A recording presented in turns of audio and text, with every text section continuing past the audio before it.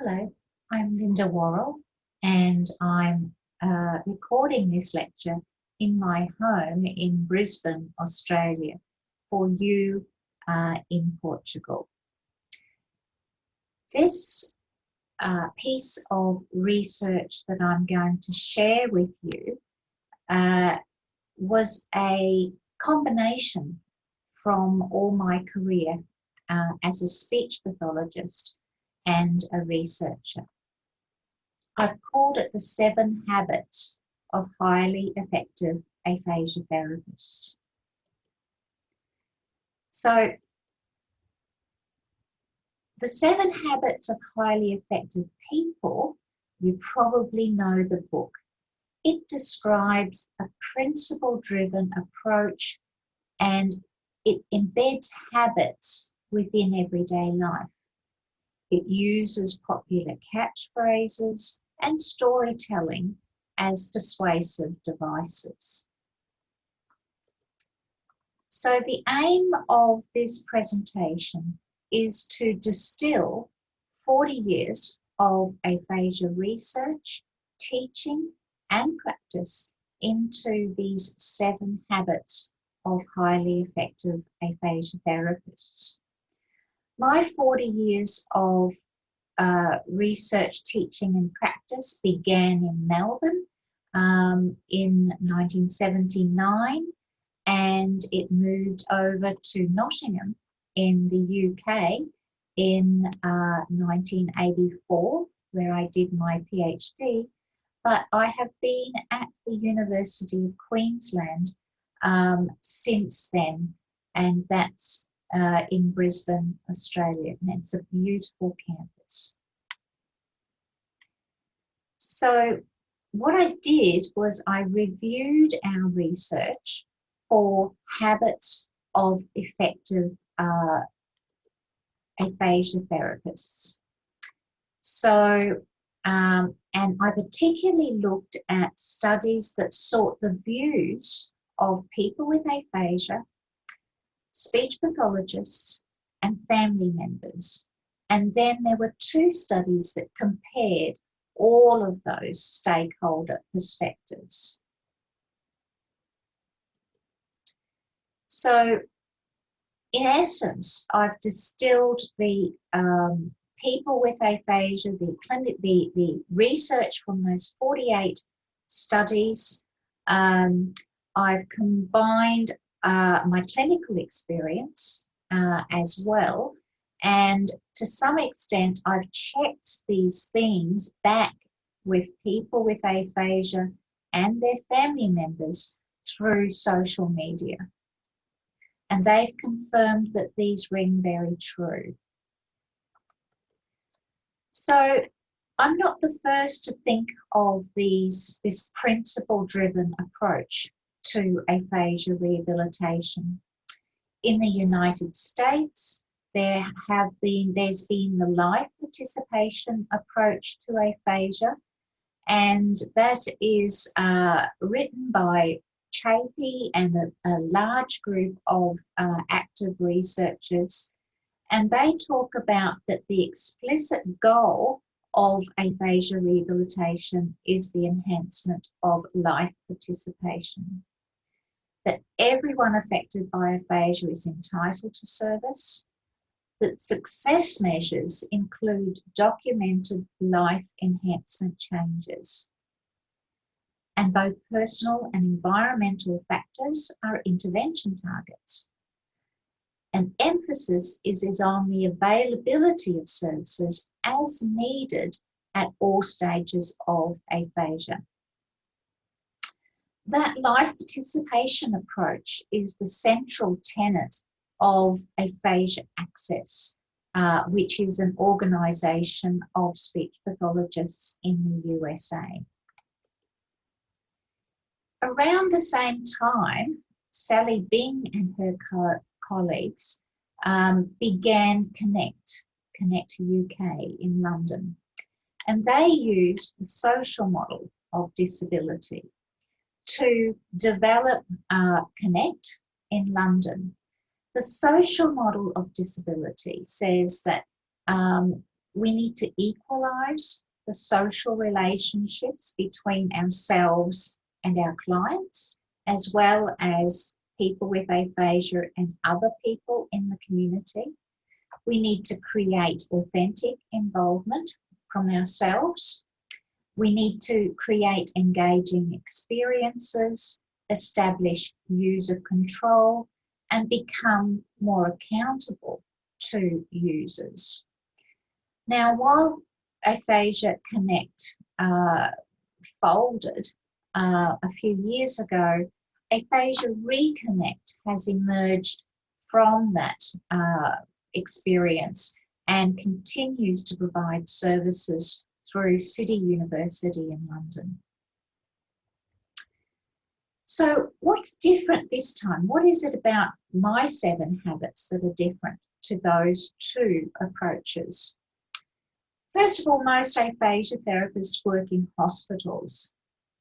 And so these 7 habits, they're effective for aphasia therapists. It's not about the service, it's about the therapist. It's your own set of principles to be guided by. These 7 habits incorporate and extend across the continuum of care. So they are relevant to both acute, rehabilitation, and community. It adds in some of our recent research, and it uses some everyday memorable habits, hopefully, to remember these principles. The first habit is in the 7 habits of highly effective people is first seek to understand. So this is really about relationship-centered care. And I can't emphasize enough the number of times that people with aphasia have told me that their relationship with their speech and language therapist was the core of what they were trying to achieve. If they didn't have a strong relationship, then it was a no-go. So a strong therapeutic relationship is core to rehabilitation success, and it needs to be authentic.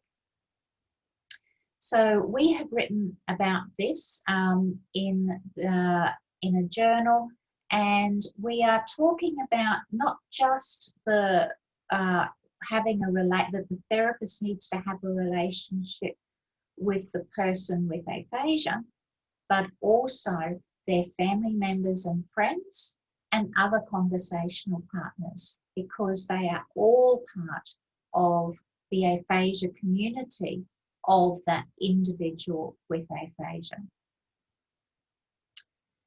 Before we sort of move on to, sort of some of the other habits, some of the 7 bad habits that people with aphasia have talked to us about.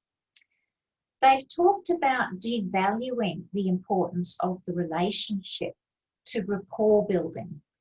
I remember as a student or as supervising students that you would allocate the first 5 minutes or so of a session to rapport building.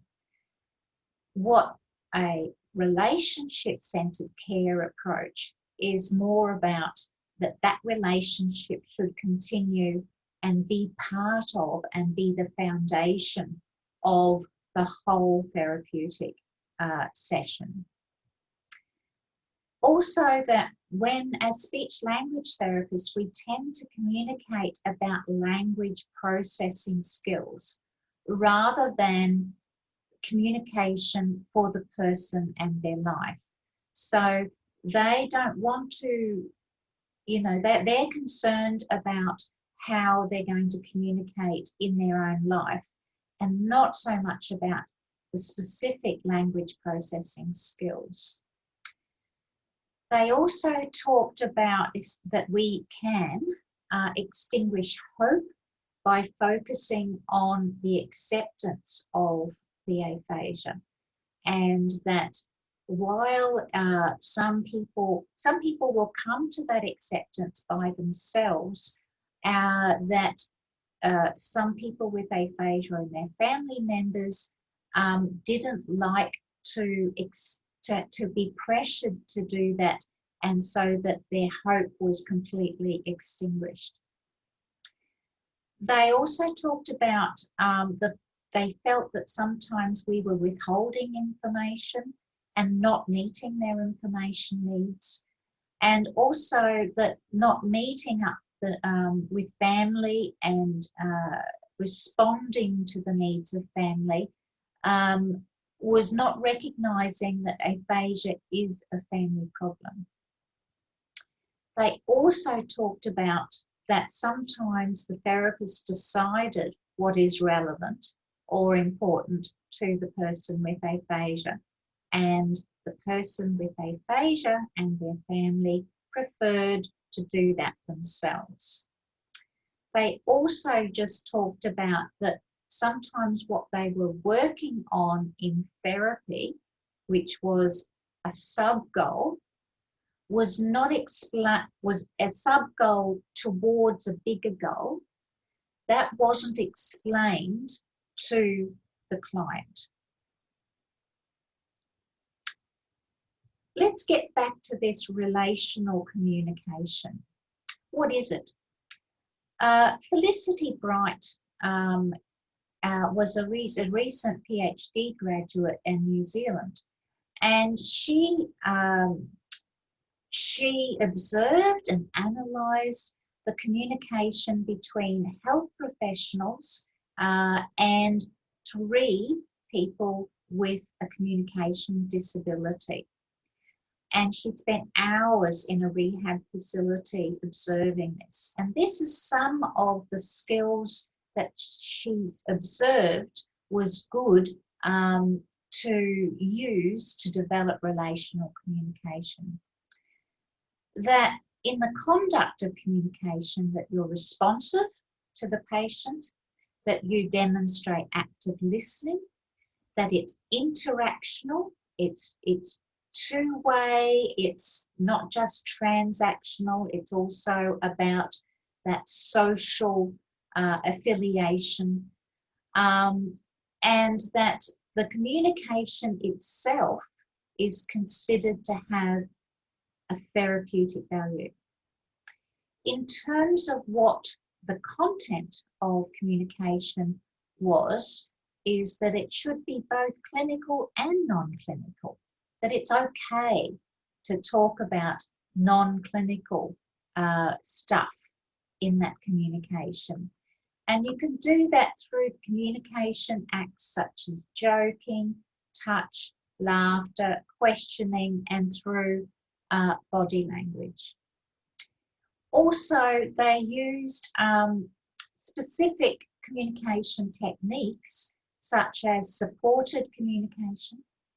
They allocated more time, and they also used silence to listen and to absorb and understand what the person was saying. She talked about relationship-centered rehabilitation and talks about it in terms of the starting point when you're planning rehabilitation and throughout rehabilitation. So at the starting point, you should be asking questions like, who is this person and what do they need from me? How do they need me to work with them? What can I do to facilitate their engagement?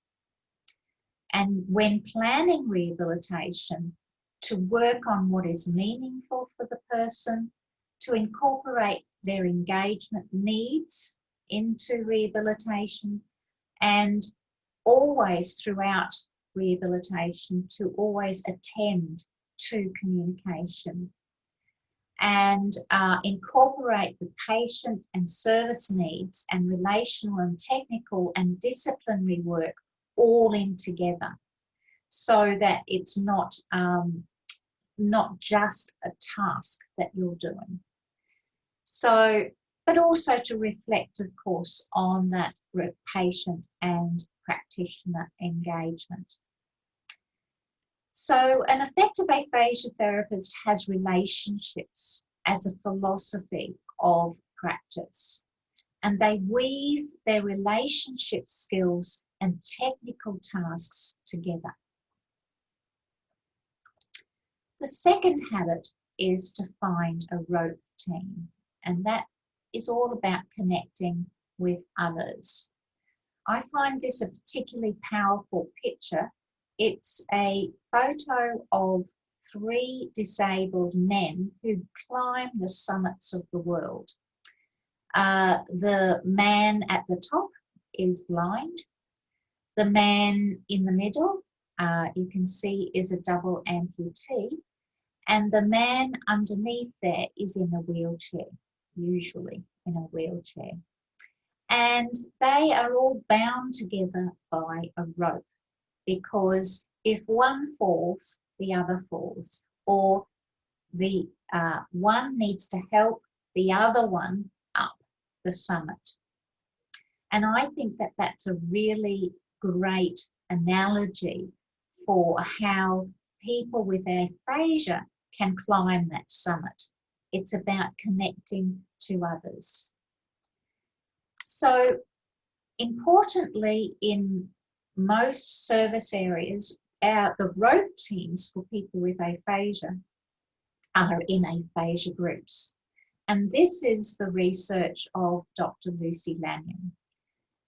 Lucy asked people with aphasia who were devotees of aphasia groups about their experiences of aphasia groups, but she also asked people who didn't like aphasia groups, who'd been and left an aphasia group or were dissatisfied. And so she interviewed a range of people about aphasia groups. And she says that what they were talking about was that they were constantly, even when they were going, they were constantly evaluating the costs and benefits of participation. So they would evaluate their needs, they would think about how the group was functioning, that social microcosm that is the group, and they would also think about what supports they had access to participate in that group. So I think one of her findings was that aphasia groups, each aphasia group, each participant will evaluate each time whether they are wanting to go. It's a constant appraisal. But she also talked about that they are these social microcosms, and people with aphasia are seeking meaningful participation experiences through these aphasia groups, because they are often isolated in their own community, they're isolated in their house, they're isolated within their family. Their aphasia is isolating them from a whole range of communication. So they are seeking meaningful participation experiences to get companionship, but they also want to help and support others, and that they want some sort of purpose and a social activity to enjoy life. And they are also seeking a sense of belonging from some people in this world. Because if they find that the aphasia group doesn't provide them with that meaningful participation experience, that they experience further isolation, further helplessness, and further disablement. So it's important not only to have aphasia groups, but also to meet the needs of people with aphasia who are attending those aphasia groups. So aphasia groups should meet the needs, and that group participation is an active endeavour. People with aphasia will weigh up whether the group will and does meet their needs before the group, during the group, and whether they stay or leave the group.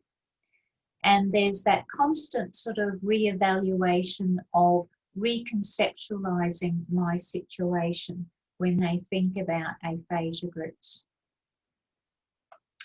They do need access to support, and this is where we may need to come in.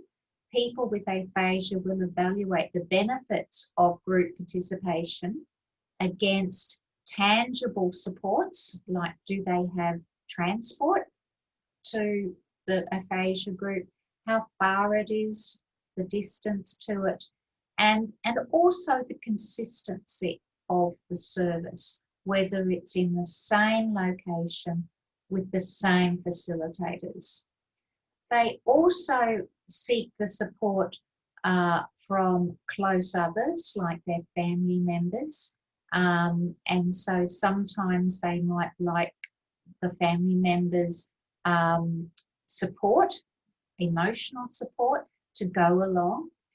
But also, very importantly for us, is that if they have had a good relationship with rehabilitation services and a speech pathologist, then, and if the speech pathologist recommends that they go to an aphasia group, then they are more likely to go to the aphasia group. The group needs to have structure. It needs to have some objectives, shared roles and responsibilities, and it needs to use supported communication. So this is a quote from someone who said she, the speech pathologist, was trying to do it like you do with the aphasia thing. That's the therapy, I think. It's not the same anymore. So what she's saying is that the speech pathologist was doing it like an aphasia therapy rather than a facilitated group conversation. So she was saying that it's not the same and she doesn't want to go anymore. So an effective aphasia therapist connects their clients to family and friends through supported communication. That would be important that family and friends know what supported communication is. Connects their clients to local aphasia groups and sometimes other organisations that enable participation. An effective aphasia therapist also supports local aphasia groups. They emotionally and tangibly support people with aphasia to attend an aphasia group. They encourage the effective functioning of the aphasia group, and they encourage the family member to connect with other family members, possibly through that aphasia group too. Nowadays, through COVID and whatever, there has been many more online aphasia groups. So if it's not possible to connect with other people with aphasia through geographically, then consider something like the Aphasia Recovery Connection on Facebook. They're based in the USA, but if the timeline is okay and you speak English, then joining one of their many groups, online groups, through virtual connections, then that is another possibility. Or in Australia, we have developed our own online aphasia groups, and it is a growing thing, I think, also in the UK and other parts of Europe, and I assume Portugal as well. The third habit is begin with the end in mind. And this is about outcome-focused goal setting. I would ask you, how many people with aphasia do you know in the last 10 years post-stroke? And what was the sort of the end result of if you saw them right at the beginning, what were they like 10 years after their stroke? I've seen many people with that sort of timeline. And some people have grown and have this happy ending and have developed a life that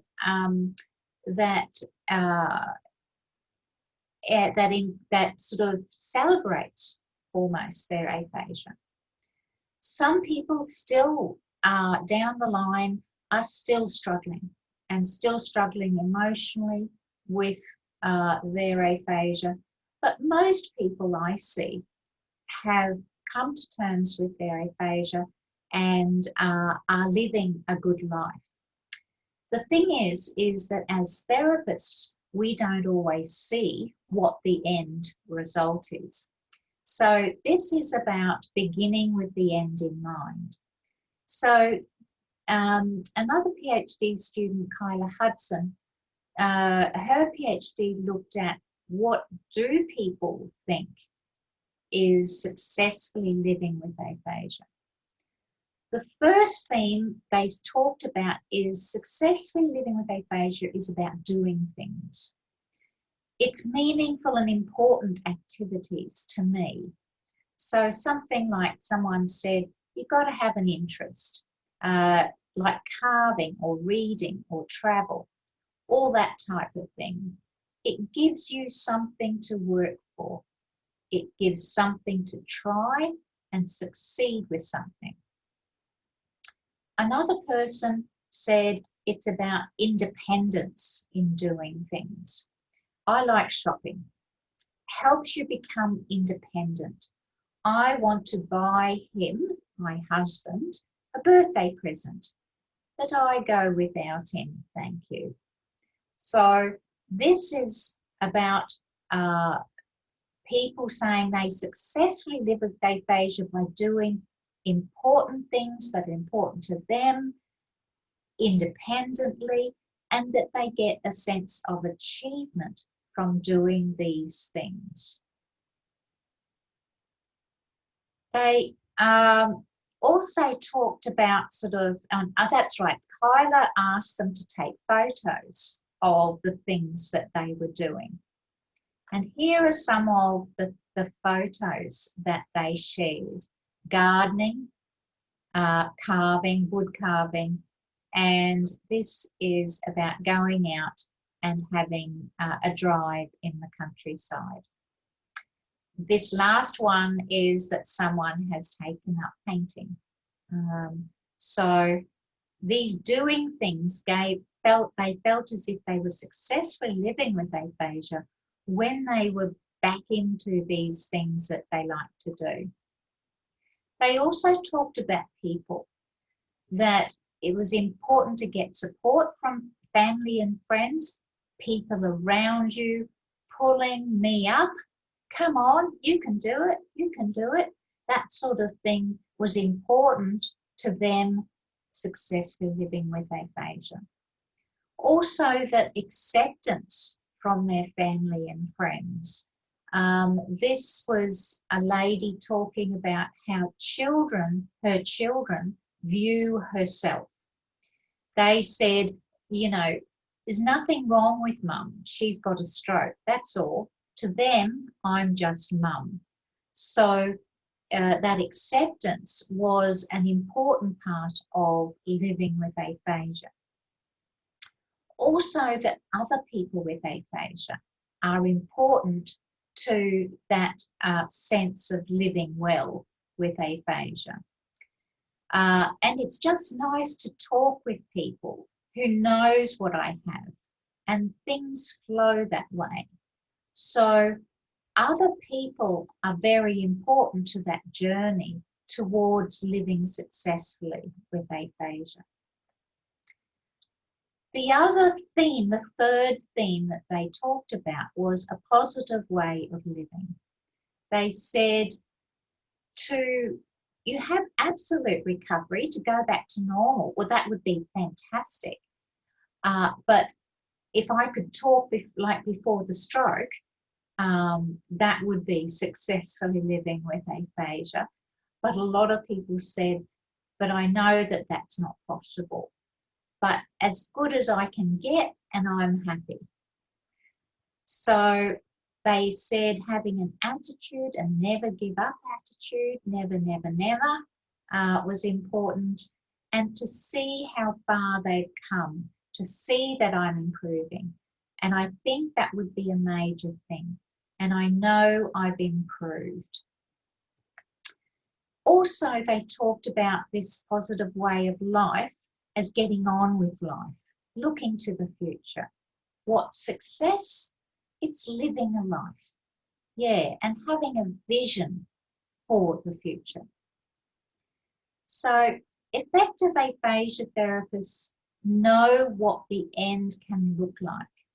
It looks like living successfully with aphasia.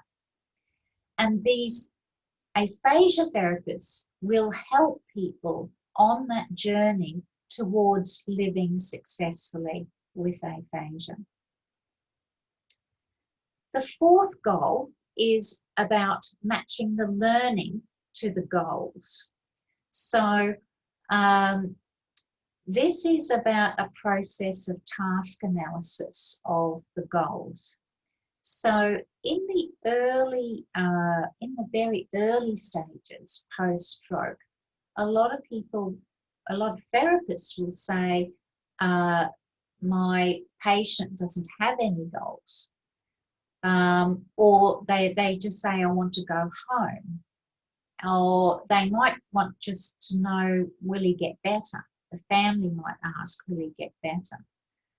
So later on, their goals may change to, I want to catch the bus to therapy, or I want to be able to read a bedtime story to my kids, I want to be able to Skype my sister, I want to drive again. These are some illustrations of goals that are both in the early stages and perhaps the later stages. Now, an effective aphasia therapist not only would be able to elicit those goals in a freestanding conversation, but also be able to break those goals down. So this research about smarter goal setting is based on 50 interviews with people with aphasia by Deborah Hirsch and myself. And we found that what people with aphasia wanted was, yes, they still were happy to have the SMART goals, that were specific, measurable, achievable, realistic, and time-bound, but the process of getting to meeting those goals should be shared, it should be monitored, it should be accessible, it should be relevant, transparent, evolving, and relationship-centered.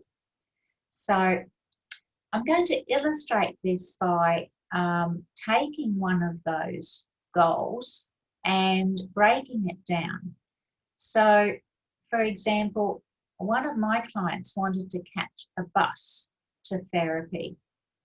So if I was a therapist who didn't do that smarter goal setting, I might be, thinking about, well, in order to catch a bus to therapy, they might need to read timetables, they need to read the clock, they need to find the bus stop, they'll have to choose the correct bus, they'll need to pay the fare, and they'll need to perhaps know where the destination, when to get off the bus.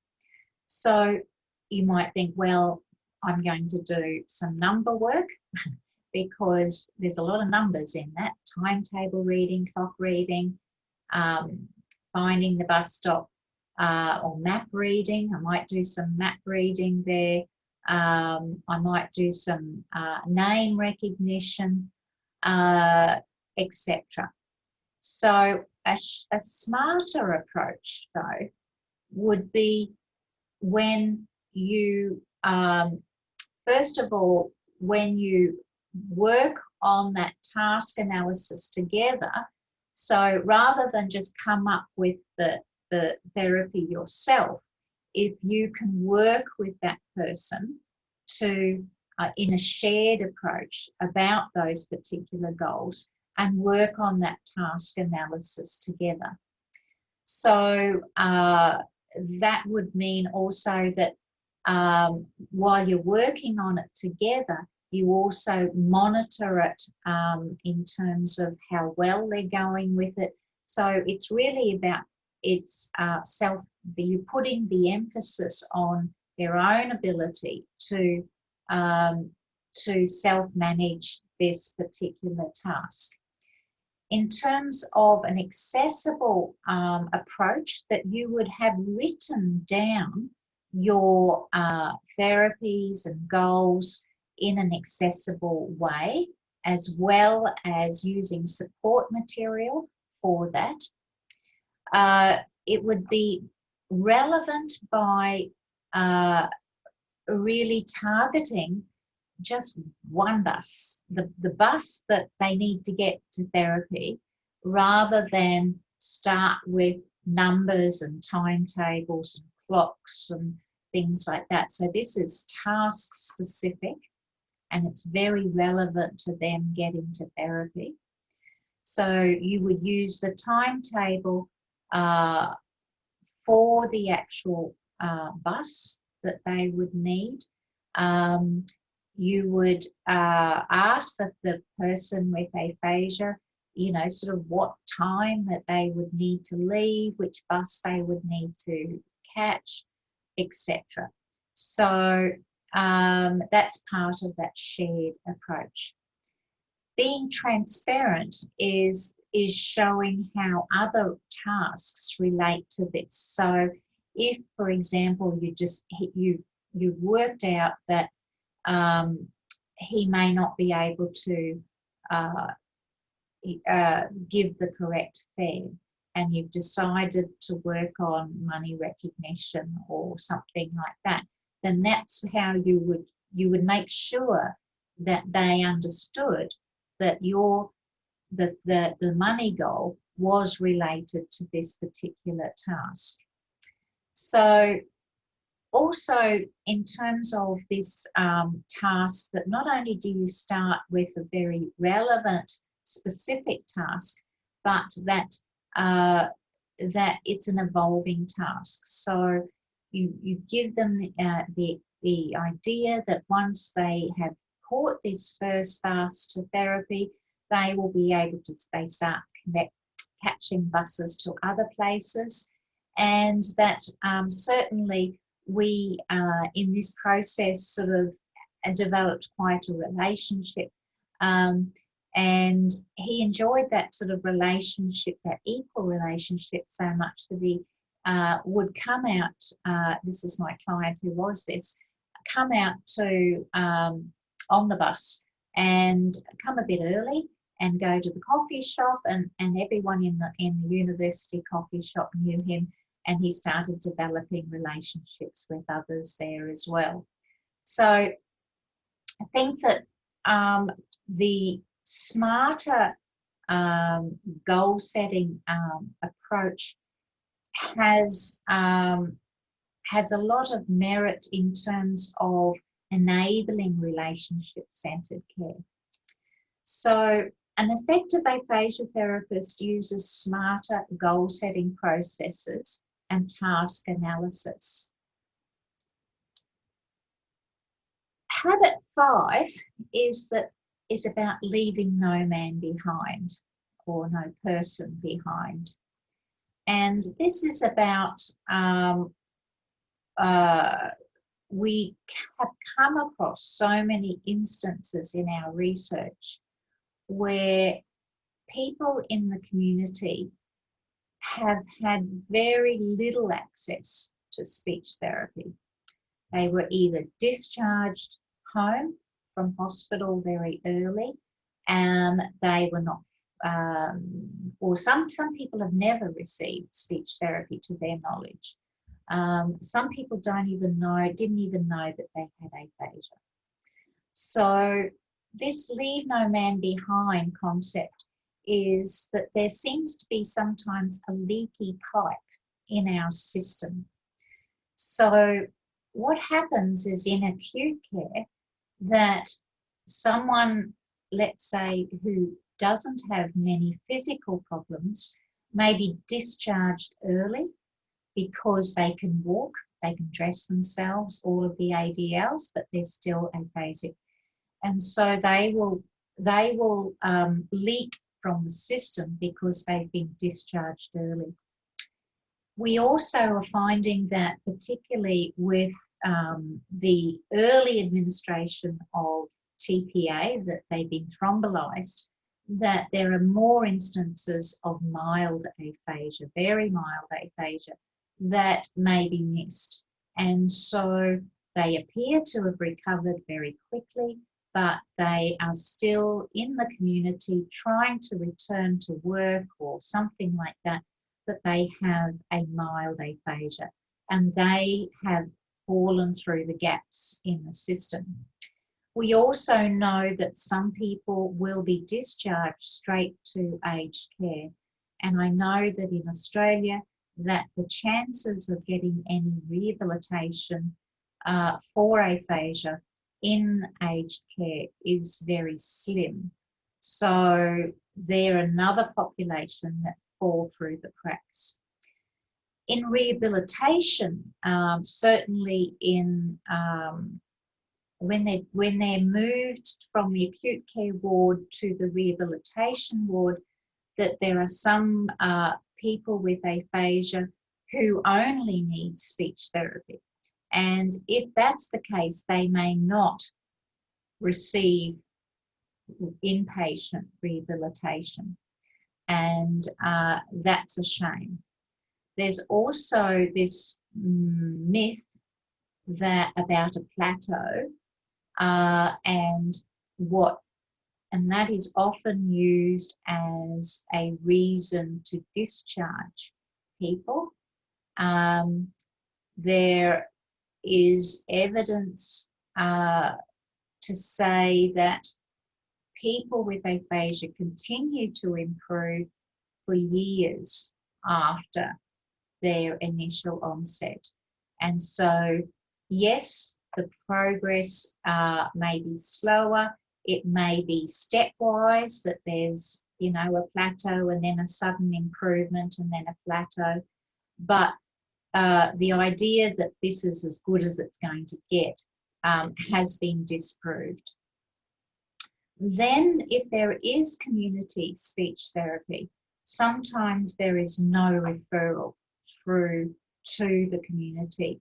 And particularly we find that when they're with our support organisation, the Australian Aphasia Association, there's often no, the speech therapists don't think to mention that there's a support organisation out there for them. So an effective aphasia therapist knows when and where people with aphasia go after hospital. And they refer people with aphasia to community services. And they try to sort of plug the leaks in that leaky pipe.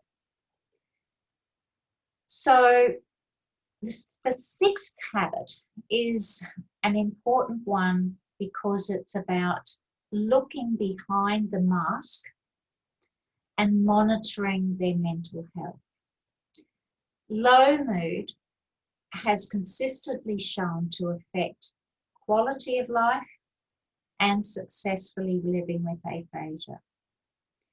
And in fact, the majority of people with aphasia will have depression. I want to illustrate this by talking about two men who had very similar profiles. And this is the work of Dr. Brooke Ryan. So, and it was just coincidental that we had these two men with very similar profiles, but very different outcomes.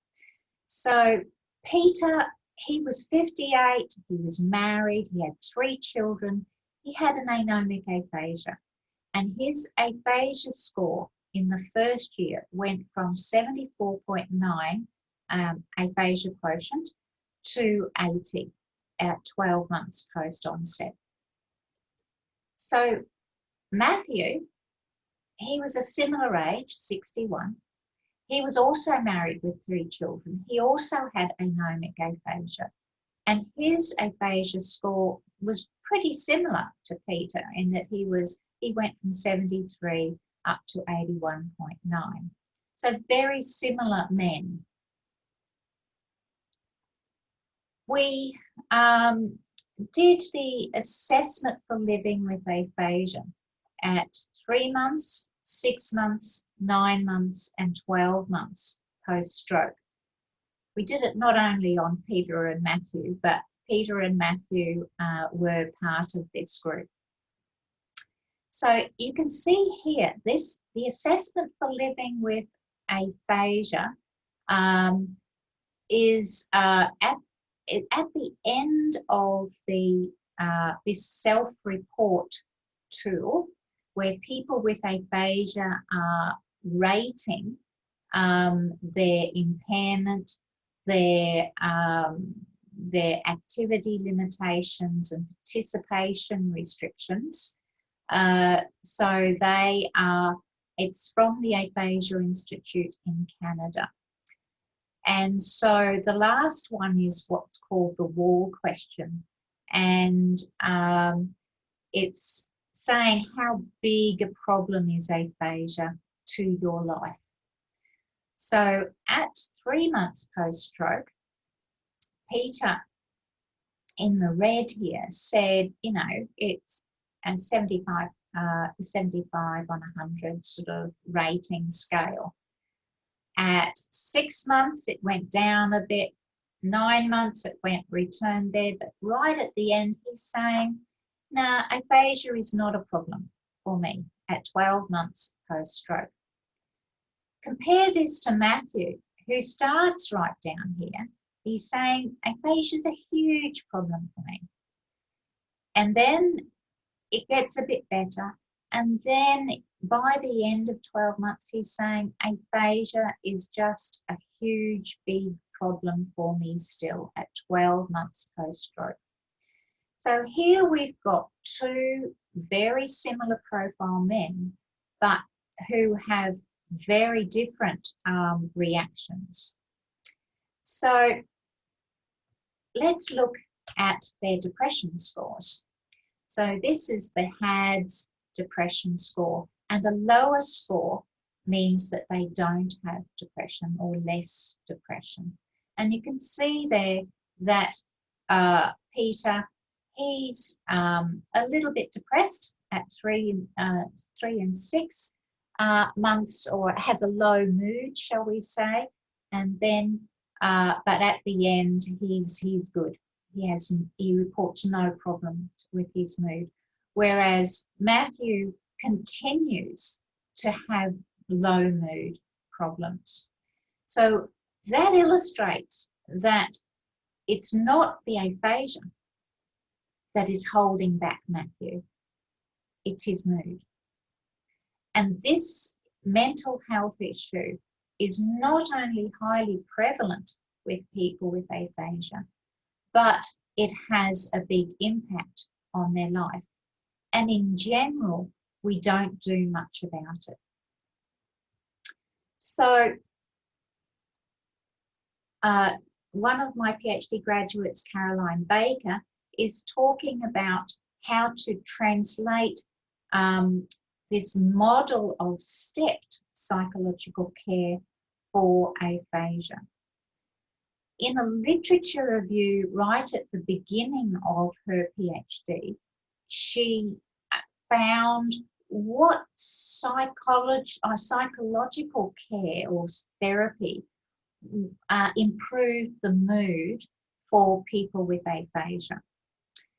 This model of care needs to be explained first. This stepped psychological care model says that at the lowest level, this is sub-threshold low mood. So you might be feeling a bit sort of low, or you might be feeling okay. But if you are moving up, you're moving up to something that is definitely more low mood. If level 3 is that it's become a clinical depression, and level 4 means that it's a severe depression that isn't resolving. And these are the matching levels of support that she found to be effective in the literature.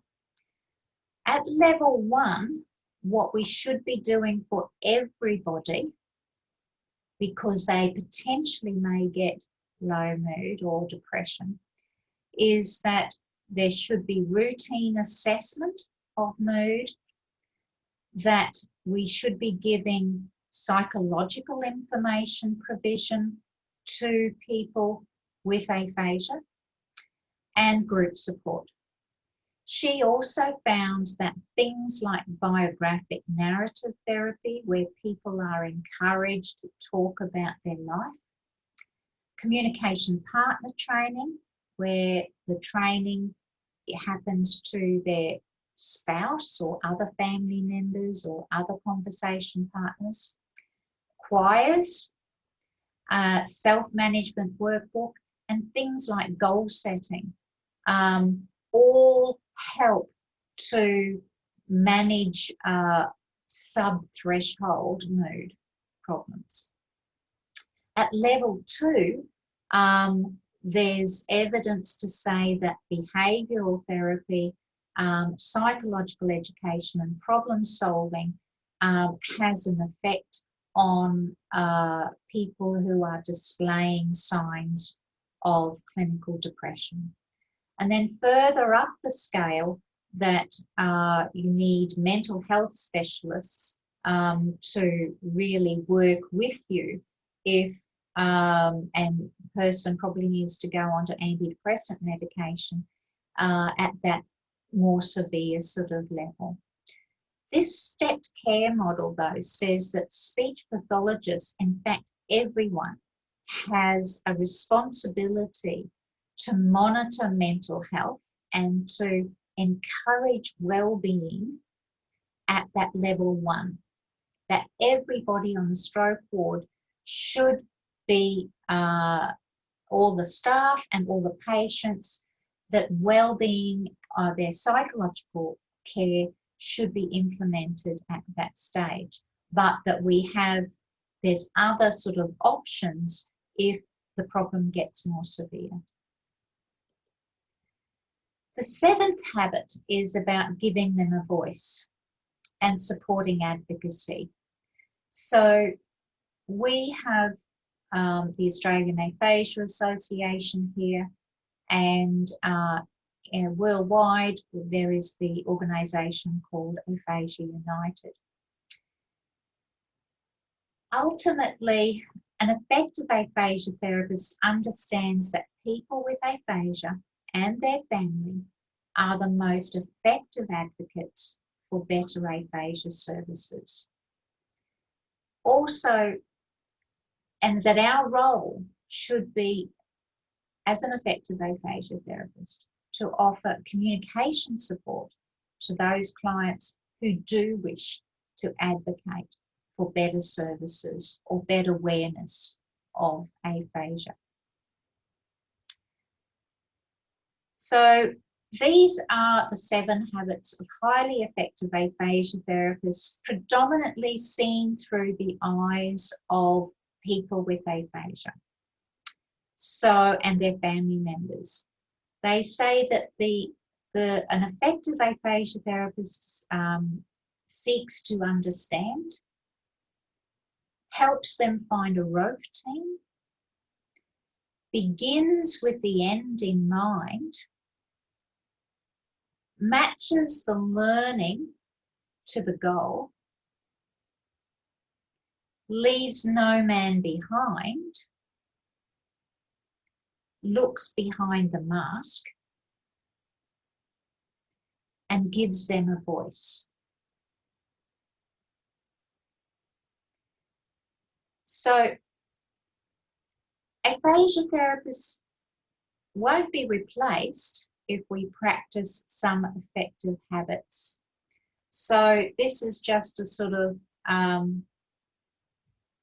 idea that I've had for a while that I'd like to throw out, that could we become automated in speech therapy, in aphasia therapy, where we give our clients body-worn cameras that are able to say, to tell us who they are talking to and where they talk, and then be able to give language samples that are analysed automatically, and to provide feedback to the person with aphasia in real time.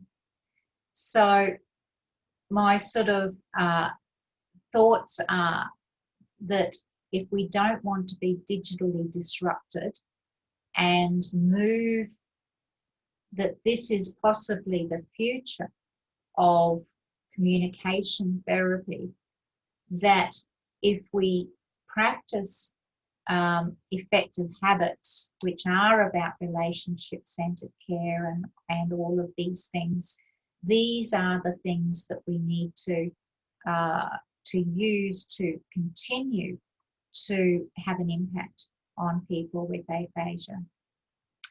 So just towards the end here, I'd like to thank all of my PhD graduates in aphasia.